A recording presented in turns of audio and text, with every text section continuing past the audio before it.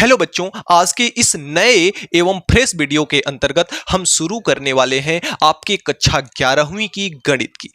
यह वीडियो उन बच्चों के लिए बहुत ज्यादा हर्ष की बात है जिन बच्चों का कमेंट बार बार से यही आ रहा था कि सर जी छत्तीसगढ़ का मैथ पढ़ाइए, छत्तीसगढ़ का मैथ पढ़ाइए। तो आज का यह वीडियो जो है स्पेशली छत्तीसगढ़ वाले बच्चों के लिए जिनके स्कूल में नवबोध प्रकाशन की बुक चलती है। बहुत ही अच्छी बुक है नवबोध प्रकाशन, इसलिए मैं जहां भी स्कूल में पढ़ाता हूं वहां के लिए भी मैं नवबोध प्रकाशन ही पढ़ाता हूं। और नवबोध प्रकाशन आपकी बहुत ही अच्छी बुक है और आपके छत्तीसगढ़ में अधिकतर ज्यादातर स्कूलों में नवबोध प्रकाशन ही चलाई जाती है। इसलिए आज का यह वीडियो होगा या गणित का हमारे द्वारा जो भी आपको वीडियो प्रोवाइड किया जाएगा वह नवबोध प्रकाशन से संबंधित होगा। नवबोध प्रकाशन के एक्सरसाइज आपको उसमें बताए जाएंगे। बाकी प्रकाशन कोई भी हो उससे विशेष फर्क कोई नहीं पड़ता। जो आपके मेथड हैं, जो आपके रूल्स हैं, वे सब प्रकाशन में सभी के लिए क्या होते हैं, समान होते हैं।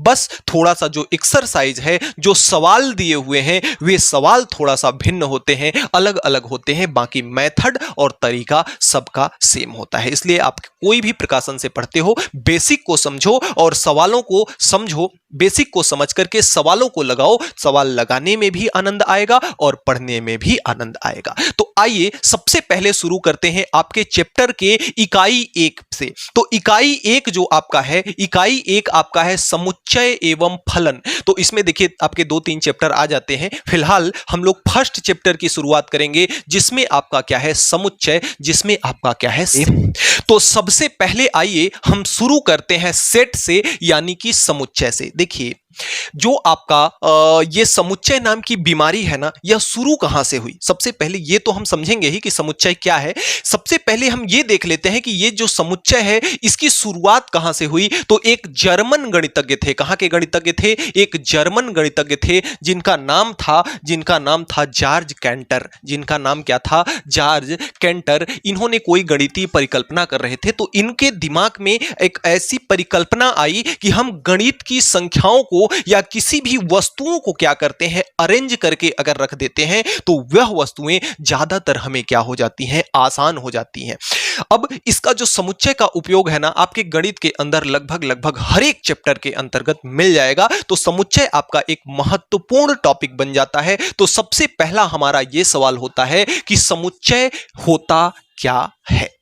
अगर मैं बात करूं समुच्चय की, तो जैसे अगर आप अलमारी में किसी भी वस्तुओं को सजा करके रख दिए हो, किसी भी वस्तुओं को एक व्यवस्थित क्रम में रख दिए हो, तो आप कहते हो कि फला वस्तु का जो सेट है कहां रखा हुआ है, अलमारी में रखा हुआ है। जैसे महिलाएं हैं, चूड़ी वगैरह या मतलब जो भी श्रृंगार वगैरह की का सामग्री होता है, सामान होता है, उसको अलमारी में ले जाकर के रख देती हैं और कहती हैं कि हाँ हमारे चूड़ी का सेट फला जगह पे रखा हुआ है। तो सेट का ही मतलब तो क्या है, समुच्चय, यानी वस्तुओं को संग्रहित करना, वस्तुओं को व्यवस्थित रूप से क्या करना, संग्रहित करना। तो अगर मैं बात करूं समुच्चय की, तो किसी भी वस्तुओं का सुपरिभाषित संग्रह, वस्तुओं का सुपरिभाषित संग्रह क्या कहलाता है, सुपरिभाषित संग्रह क्या कहलाता है, सुपरिभाषित संग्रह कहलाता है समुच्चय। अब एक बात इसमें आती है, क्या इसमें आता है एक बात, सुपरिभाषित। अब सुपरिभाषित का मतलब क्या है?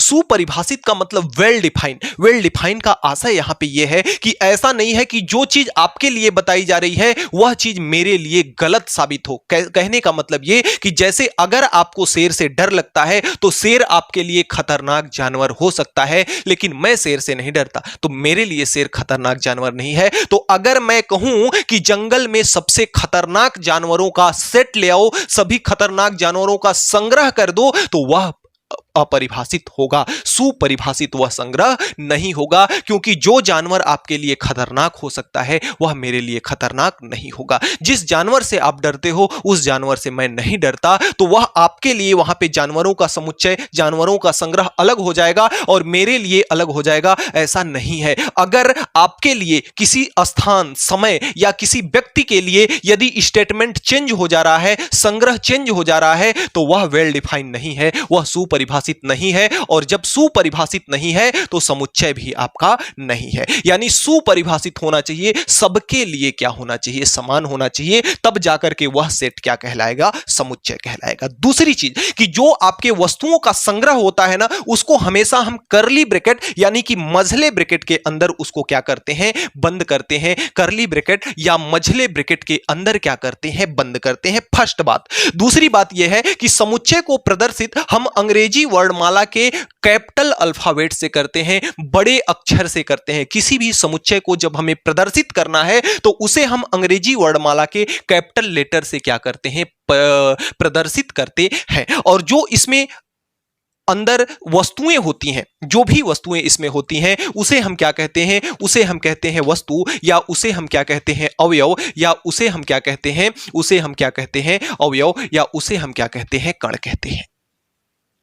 यानी कि इसमें जो भी चीजें होंगी, जो भी वस्तुएं होंगी, मुख्य रूप से गणित की भाषा में इसे हम क्या कहेंगे, अवयव कहेंगे। इन्हें हम क्या कहेंगे, एलिमेंट कहेंगे, यानी अवयव कहेंगे। जैसे कोई आपका एक समुच्चय है, जैसे किसका समुच्चय है, आपकी कक्षा 11वीं के बुक का समुच्चय। तो कक्षा 11वीं में आप कितने विषय पढ़ते हो, 5 विषय पढ़ते हो। तो इसमें 5 विषय आपका हो जाएगा, मैथ हो जाएगा, इंग्लिश हो जाएगा, और हिंदी हो जाएगा, और आपका फिजिक्स हो जाएगा, और क्या हो जाएगा, केमिस्ट्री हो जाएगा। तो यह आपका 5 विषय का संग्रह हो गया। अब इसको जो यहां पे आपने मैथ, इंग्लिश, हिंदी लिखा है ना, अब इसको कैपिटल लेटर में आप नहीं लिखेंगे, केवल समुच्चय को प्रदर्शित करेंगे। इसको हमेशा स्मॉल लेटर से लिखा जाएगा। इसको हमेशा किससे लिखा जाएगा, स्मॉल लेटर से लिखा जाएगा। तो इस प्रकार से अवयवों को हमेशा स्मॉल लेटर से प्रदर्शित करते हैं और समुच्चय को हमेशा कैपिटल लेटर से प्रदर्शित किया जाता है। देखिए, हमारे द्वारा बताई गई बातों को आप ध्यानपूर्वक समझिए, पेन और कॉपी लेकर के बैठिए, मेरे साथ साथ आप इसको नोट्स भी करते चलिए। नोट्स में आप इतनी बेसिक बातें जरूर लिखेंगे। अभी जो मैं यहां पे बेसिक बता रहा हूं ना, इससे आपकी जो प्रश्नावली 1.1 है, टोटली इससे क्या हो जाएगी, समाप्त हो जाएगी। आइए अभी उसको करेंगे। फिलहाल आप लोग यहां समझिए हमने जो जो चीजें बताई। सबसे पहली बात कि जो समुच्चय में अवयव होते हैं, वस्तुएं होती हैं, उन्हें हम कर्ली ब्रैकेट यानी कि मझले ब्रैकेट में बंद करते हैं। दूसरी बात हमने ये बताई कि समुच्चय को प्रदर्शित हम अंग्रेजी अल्फाबेट के कैपिटल लेटर द्वारा करते हैं, बड़े अक्षरों द्वारा करते हैं। अब चाहे ए से कर दें, चाहे बी से कर दें, सी से, एक्स वाई जेड से, किसी से भी कर दें, लेकिन कैपिटल लेटर से हमेशा करेंगे। दूसरी चीज कि एक चिन्ह होता है इस प्रकार का, और इस चिन्ह को हम कहते हैं बिलोंग्स टू। इस चिन्ह को हम क्या कहते हैं, बिलोंग्स टू, या हिंदी में इसको कहते हैं संबंधित है। हिंदी में इसको क्या कहते हैं, संबंधित है। अब किससे संबंधित है, यहां पे हम बात करें ए को, तो जो समुच्चय ए है वह किससे संबंधित है, समुच्चय ए का एक अवयव स्मॉल एम है। तो जो स्मॉल एम है, ए में क्या करता है, बिलोंग्स करता है। तो इसको हम ये पढ़ेंगे कि जो स्मॉल एम है, ए में क्या करता है, ए से संबंधित है हिंदी में। और ज्यादातर आप लोग इसमें अंग्रेजी ही भाषा का उपयोग किया कीजिए, थोड़ा सा आसानी होगी। इसको अंग्रेजी में क्या पढ़ेंगे, ए बिलोंग्स टू एम, या इसको हम ऐसे लिखेंगे, एम बिलोंग्स टू क्या लिखेंगे, ए। यानी जो एम है, ए में क्या करता है, बिलोंग्स करता है।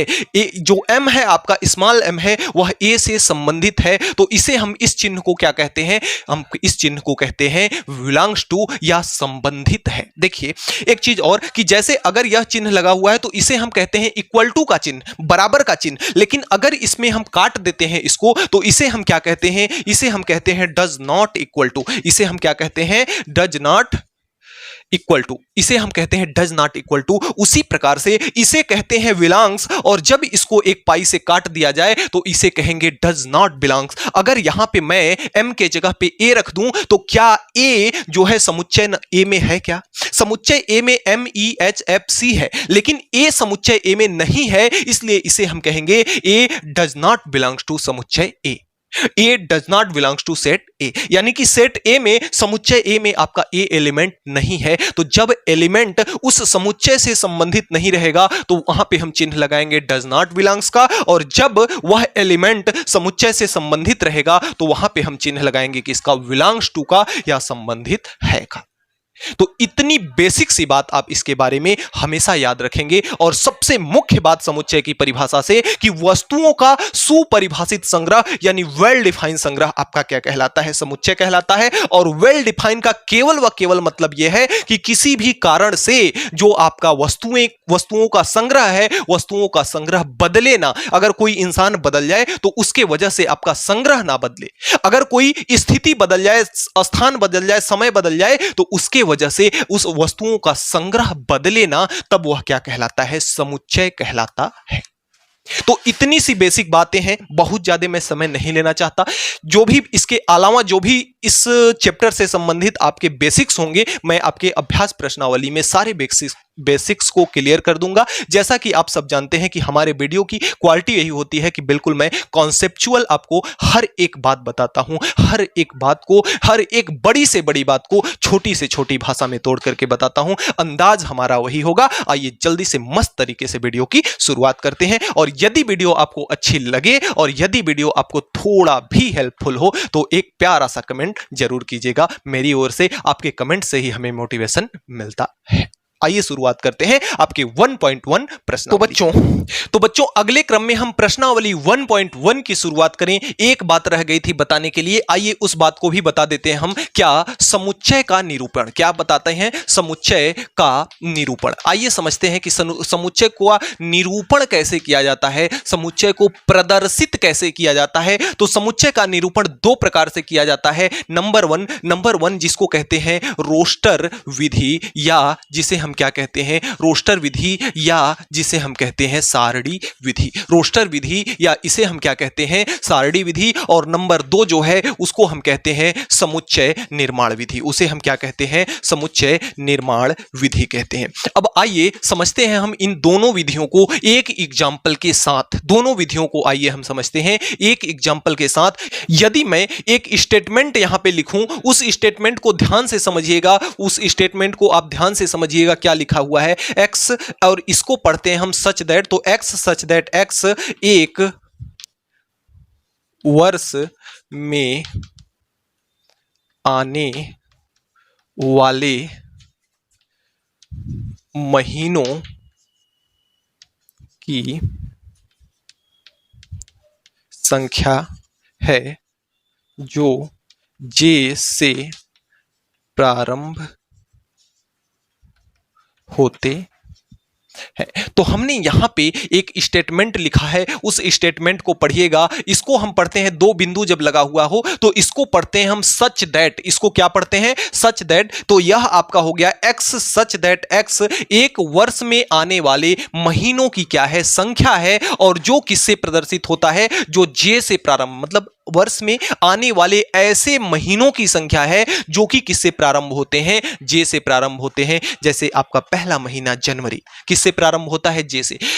जून किससे प्रारंभ होता है, J से। जुलाई किससे प्रारंभ होता है, J से। यानी कि ऐसे आपके 3 महीने हैं। अगर इसके उत्तर में हम लिखूं, उत्तर में मैं लिखूं तो उत्तर इसका क्या हो जाएगा, आपका जनवरी। उत्तर आपका क्या हो जाएगा, जून। उत्तर आपका क्या हो जाएगा, जुलाई। तो ये जो आपके जनवरी, जून और जुलाई हैं, तो इस समुच्चय में कितने एलिमेंट हैं, 3 एलिमेंट हैं। इसको हम प्रदर्शित किससे कर दे रहे हैं, ए से प्रदर्शित कर दे रहे हैं। अब इन दोनों स्टेटमेंटों को देखिएगा आपकी क्या है।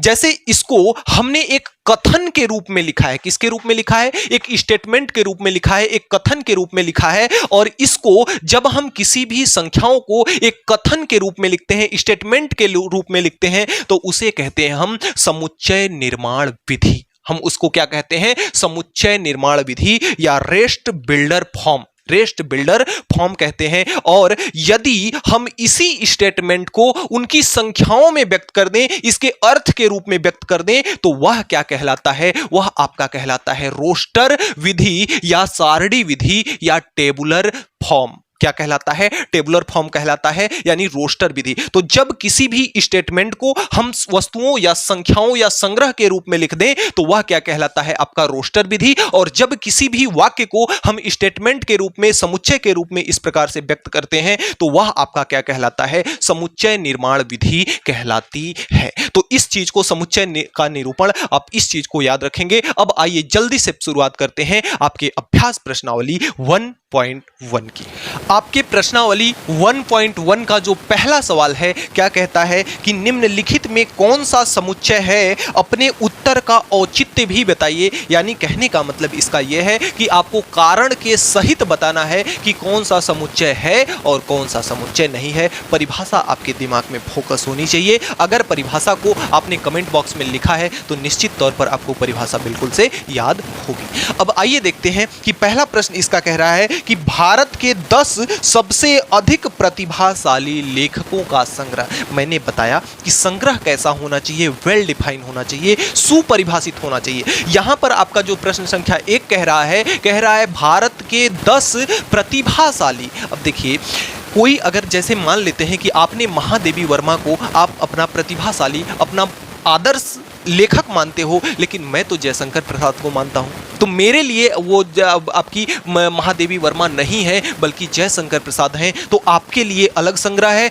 मेरे लिए अलग संग्रह है, वेल डिफाइन बिल्कुल नहीं है, इसलिए यह समुच्चय आपका नहीं है। तो इसके उत्तर में आप लिखेंगे कि चूंकि 10 प्रतिभाशाली लेखक किसी और के हिसाब से कुछ और होगा और किसी और दूसरे के हिसाब से कुछ और होगा, अतः यह सुपरिभाषित संग्रह नहीं है, अतः समुच्चय नहीं होगा। दूसरा प्रश्न है इसका, दूसरा नंबर, आपकी कक्षा के सभी बालकों का संग्रह बिल्कुल एक समुच्चय है। तो इसका जो पहला है आपका समुच्चय नहीं है, इसका दूसरा जो है आपका बिल्कुल समुच्चय है, क्योंकि आपके कक्षा में कितने बालक हैं यह सबके लिए समान है। आपके प्रिंसिपल साहब भी आएंगे तो बोलेंगे कि हाँ आपके कक्षा में 60 बच्चे हैं तो हैं। आपका कक्षाध्यापक भी आएंगे तो बोलेंगे कक्षा में 60 विद्यार्थी हैं तो हैं। अगर आपका कोई स्टूडेंट भी आएगा तो भी बोलेगा कि हाँ कक्षा में कितने विद्यार्थी हैं, 60 विद्यार्थी हैं। तो चूंकि यह दिया गया संग्रह जो है वह क्या है, वेल डिफाइन है, वह परिभाषित है, अतः यह समुच्चय होगा। अगला है आपका कि 200 से कम सभी प्राकृतिक संख्याओं का संग्रह। जो तीसरा प्रश्न है आपका, 200 से कम सभी प्राकृतिक संख्याओं का संग्रह बिल्कुल परिभाषित है, क्योंकि 200 से कम यानी कि आपको 1 से लेकर के 99 तक लिखना है। प्राकृतिक संख्याएं क्या होती हैं, 1 से लेकर के प्लस के अनंत की सारी संख्याएं क्या कहलाती हैं, प्राकृतिक संख्याएं कहलाती हैं। तो 200 से कम यानी 1 से लेके 199 तक की जितनी भी संख्याएं होंगी सबके लिए समान होंगी। 10 अगर भारत में 10 है तो इंडिया अगर पाकिस्तान में भी चले जाएं तो 10 10 ही रहेगा, 199 199 ही रहेगा, यानी सबके लिए यह समान है, अतः यह समुच्चय आपका है। अगले क्रम में आइए चौथा देखते हैं। चौथा पार्ट जो कहता है कि विश्व के सर्वश्रेष्ठ। देखिए जहां पे सर्वश्रेष्ठ आपका जुड़ जाता है ना, वहां पे लगभग आपका समुच्चय कट जाता है, क्योंकि सर्वश्रेष्ठ कोई भी सबके लिए नहीं हो सकता। अगर कोई क्रिकेटर किसी के लिए सर्वश्रेष्ठ है तो भैया मैं तो क्रिकेट में कोई इंटरेस्ट रखता ही नहीं हूं, मेरे लिए सर्वश्रेष्ठ कोई नहीं है।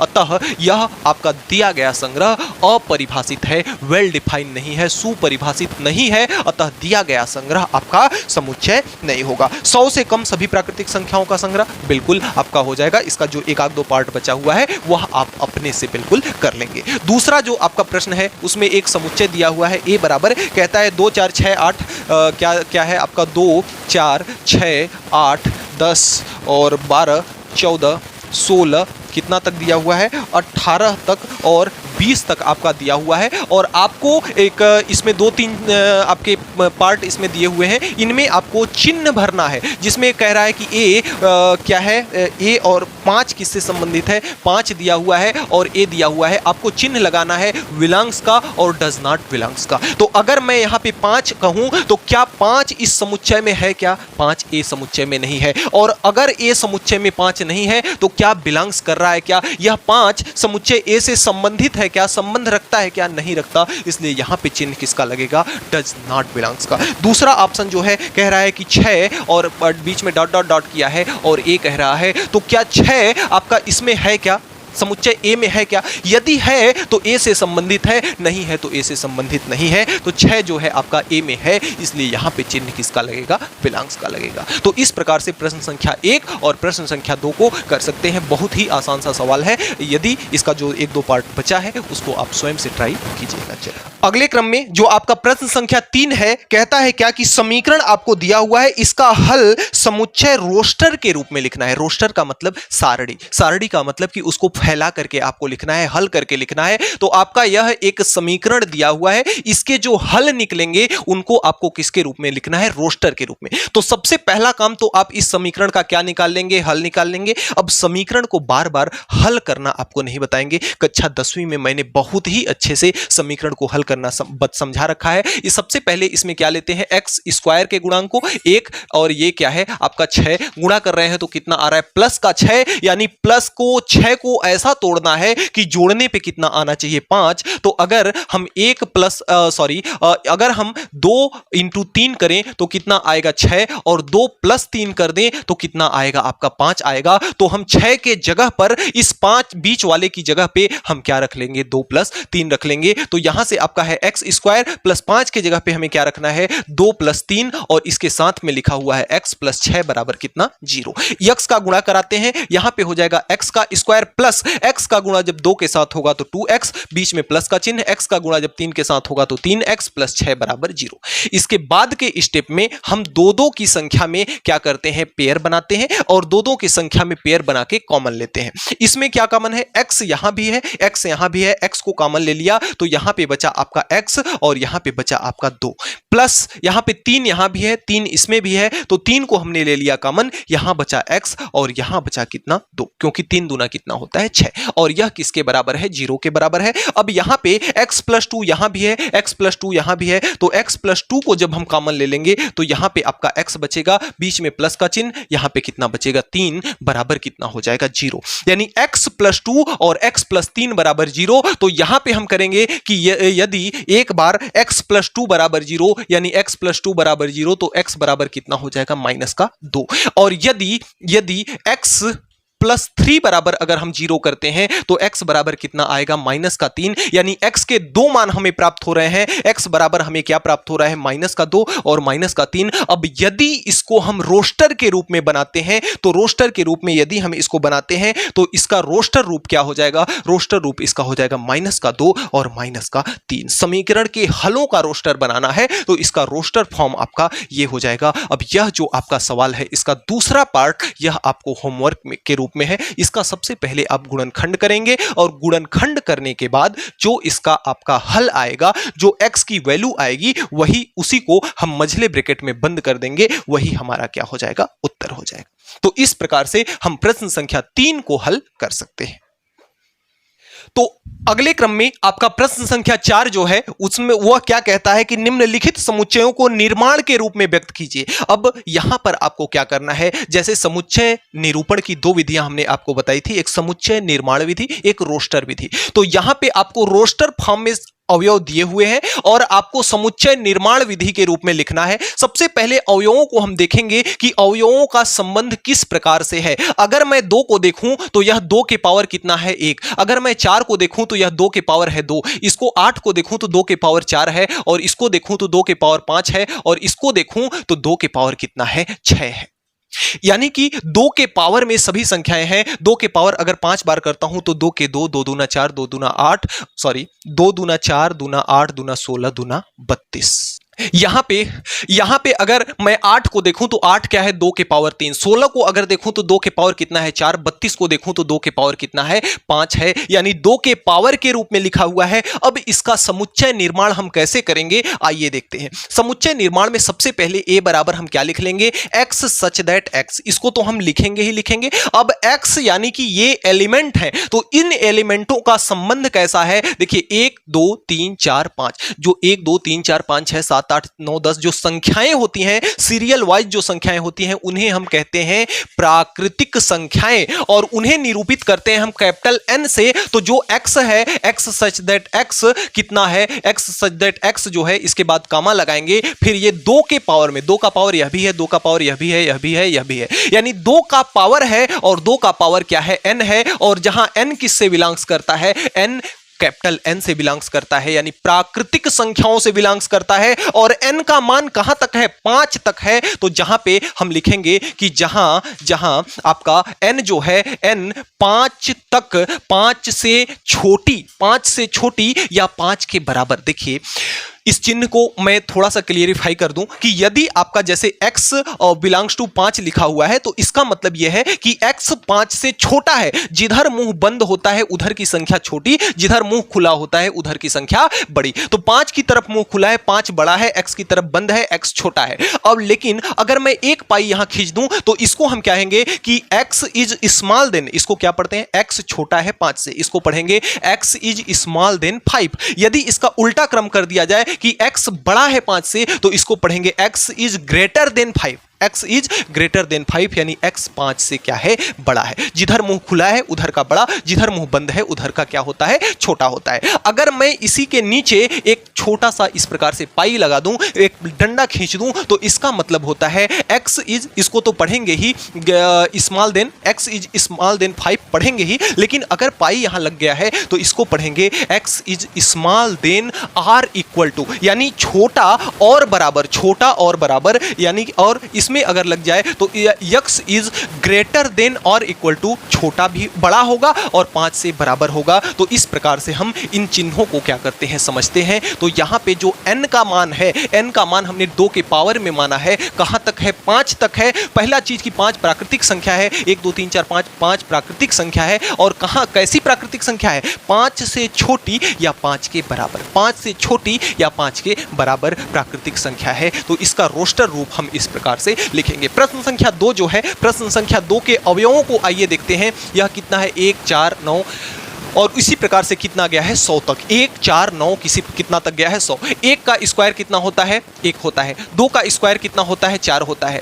3 का स्क्वायर कितना होता है, 9 होता है। 10 का स्क्वायर कितना होता है, 100 होता है। यानी कि यहाँ पे ठीक इसका उल्टा है। एक संख्या के ऊपर अलग अलग स्क्वायर लगा था, अलग अलग संख्याओं के ऊपर एक ही स्क्वायर, एक ही संख्या लगी हुई है। तो जो इसको बनाएंगे दूसरे को b बराबर हम क्या लिखेंगे, b बराबर लिखेंगे x सच दैट, x तो लिखेंगे ही, कामा लगाएंगे और क्या बताएंगे कि जो आपका, इसको किसके रूप में लिखेंगे, इसको लिखेंगे हम n की पावर 2 के रूप में, क्योंकि सभी का पावर 2 2 2 2, सभी का पावर कितना है, सभी का पावर कितना है, 2 2 है। तो n की पावर कितना हो जाएगी, 2 हो जाएगी। और जहां पे n किससे बिलोंग्स करता है, प्राकृतिक संख्या, 1 2 3 4, भाई n का मान 1 2 3 4 5 6 7 8 9 10 तक गया है। तो n किससे बिलोंग्स कर रहा है, प्राकृतिक संख्याओं से। कैसी प्राकृतिक संख्या है, जहां आपका जो n है किससे, 10 से छोटी या बराबर, 10 से छोटी या बराबर, 10 से छोटी या बराबर। तो इस प्रकार से इसे हम रोस्टर रूप में इन दोनों को लिख सकते हैं और चौथा प्रश्न आपका कंप्लीट होता है। तो अगले क्रम में आपका प्रश्न संख्या 5 जो है, प्रश्न संख्या 5 कहता है कि निम्नलिखित समुच्चयों के सभी अवयवों जिसको हम सदस्य भी कहते हैं, को सूचीबद्ध कीजिए। यानी वही सूची विधि, सारणी विधि, यानी रोस्टर विधि, टेबुलर फॉर्म में आपको इसको क्या करना है, कन्वर्ट करना है, बनाना है।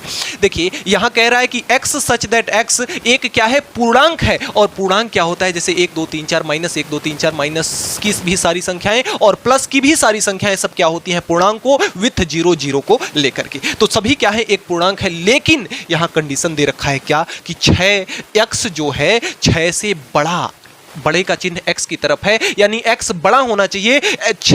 x इज ग्रेटर देन 6 से बड़ा, और 10 के तरफ बड़ा है, x की तरफ छोटा है, यानी x इज स्मॉल देन 10, यानी ग्रेटर देन 6 और स्मॉल देन 10, यानी 6 से बड़ा और 10 से छोटा। तो ऐसी संख्या को हमें लिखनी है समुच्चय ए में कि जो 10 से क्या हो, छोटी हो, 6 से बड़ी हो। तो 6 से बड़ी 7, अब 6 को नहीं लेना है यहाँ। अगर यहाँ पे बराबर लग जाता तो वहाँ पे 6 को हम लेते, लेकिन बराबर नहीं लगा है इसलिए 6 को नहीं लेंगे। 7 8 और 9 10 भी नहीं आएगा, क्योंकि 10 से छोटी संख्या हमको चाहिए। तो इस प्रकार से पहले को कर सकते हैं। दूसरा नंबर जो है आपका कहता है कि x सच दैट x वर्ष का एक ऐसा महीना है जिसमें 30 दिन होते हैं। तो इसके लिए एक मस्त सी ट्रिक याद कर लीजिए, जून नवंबर जानिए, अप्रैल सितंबर 30, 28 29 दिन की फरवरी, बाकी सब 31।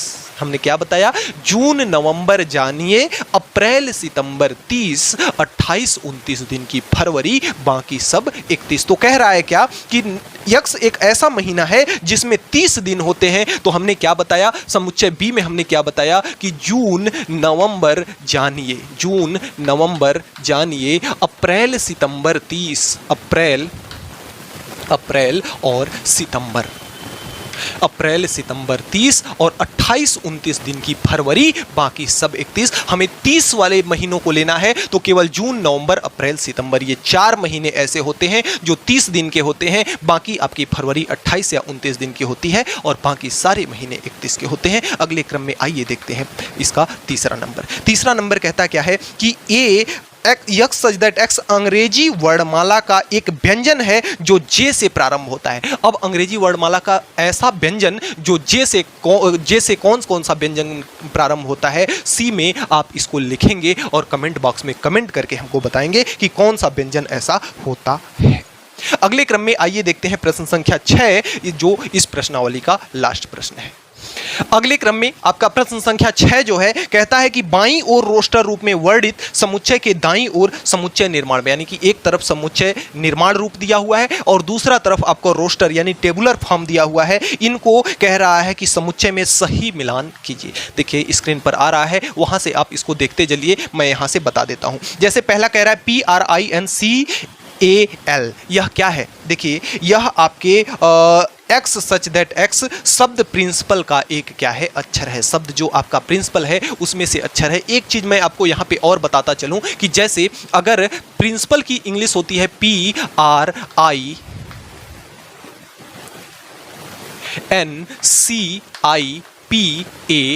प्रिंसिपल की अंग्रेजी ये होती है। अब अगर इसको समुच्चय निर्माण के रोस्टर रूप में अगर हम लिखेंगे तो इसको रोस्टर रूप में कैसे लिखेंगे? PRI देखिए एक बार यहां भी आया है, एक बार यहां भी आया है। अगर कोई भी अवयव एक से अधिक बार आता है तो उसको हमेशा कितनी बार लिखा जाता है? केवल व केवल एक बार लिखा जाता है रोस्टर रूप में। तो I यहां पे 2 बार आया है, P यहां पे 2 बार आया है और आपका तो ये P और I को छोड़ करके बाकी सभी अक्षरों को, P और I को मात्र एक एक बार लिखेंगे, बाकी सभी अक्षरों को जो एक एक बार आए हैं उनको लिख देंगे, तो यह रोस्टर रूप हो जाएगा। तो यही कह रहा है कि जो आपका शब्द है PRINCAL, यह आपका प्रिंसिपल शब्द का एक क्या है, अक्षर है। दूसरा कह रहा है जीरो। जीरो क्या है? अब इसमें देखिए पढ़िए कि एक्स सच दैट एक्स एक पूर्णांक है और एक्स स्क्वायर माइनस 9 बराबर 0। अगला कह रहा है एक्स सच दैट एक्स एक पूर्णांक है और एक्स प्लस 1 बराबर 1। देखिए x प्लस 1 बराबर 1 कब होगा? x प्लस 1 बराबर 1 कब होगा? जब इस x का मान कितना रखेंगे? 0, क्योंकि कभी भी किसी भी संख्या में आप कितना जोड़ेंगे कि वही संख्या आए, तो वह संख्या क्या होती है? 0। 0 अगर इसमें जोड़ेंगे तो वही संख्या आएगी। इसलिए जो दूसरे का होगा, जो आपका इसका दूसरा होगा, दूसरा किस में जाएगा? आपके तीसरे C में चला जाएगा। और अगला कह रहा है कि 1 2 3 6 9 और 18। 1 2 3 6 9 और 18, तो यह एक x सच दैट x, यह एक धन पूर्णांक है तथा 18 का भाजक है। देखिए क्या क्या दिया है संख्याएं दिया हुआ है। 1 18 को काट देगा बिल्कुल। 2 18 2 से भी कट जाएगा, 3 से भी कट जाएगा, 6 से भी कट जाएगा, 9 से भी कट जाएगा और 18 से भी कट जाएगा। और अगर जो संख्या इसको काटती है वह संख्या इसकी क्या कहलाती है? वह संख्या इसकी भाजक कहलाती है। तो जो तीसरा विकल्प है वह पहले के साथ जाके मिल जाएगा। अब एक इसका लास्ट बचा है 3 माइनस 3। तो यहाँ पे अगर एक संबंध दिया हुआ है एक्स स्क्वायर माइनस 9 बराबर 0, तो इसका मतलब क्या हुआ कि एक्स स्क्वायर बराबर कितना? 9। और एक्स स्क्वायर को जब उधर भेजेंगे तो अंडर रूट चला जाएगा 9 और अंडर रूट की वैल्यू होती है प्लस माइनस 3। प्लस माइनस 3 का मतलब ये है कि अगर हम प्लस 3 का स्क्वायर करेंगे तो भी कितना आएगा? 9 आएगा। माइनस 3 का स्क्वायर करेंगे तो भी कितना आएगा? 9 आएगा। तो यानी प्लस का भी 3 वैल्यू है, माइनस का भी 3 वैल्यू है। तो जो आपका चौथा विकल्प है वह किसके साथ मिल जाएगा? आपकी बी पार्ट से जाकर के मिल जाएगा। तो बच्चों इस प्रकार से हमने अभ्यास प्रश्नावली 1.1 के सारे सवाल विथ बेसिक के साथ पूरा कंप्लीट कर लिया। यह वीडियो कैसी लगी थोड़ा सा समय निकाल करके हमें जरूर बताइएगा और मैं ये प्रयास करूंगा कि पर डे आपके लिए एक वीडियो लेकर के आऊं और आपका कोर्स पूरा का पूरा कंप्लीट कराऊं। तो मिलते हैं नेक्स्ट वीडियो में नेक्स्ट टॉपिक के साथ नेक्स्ट डे। तब तक के लिए बाय बाय।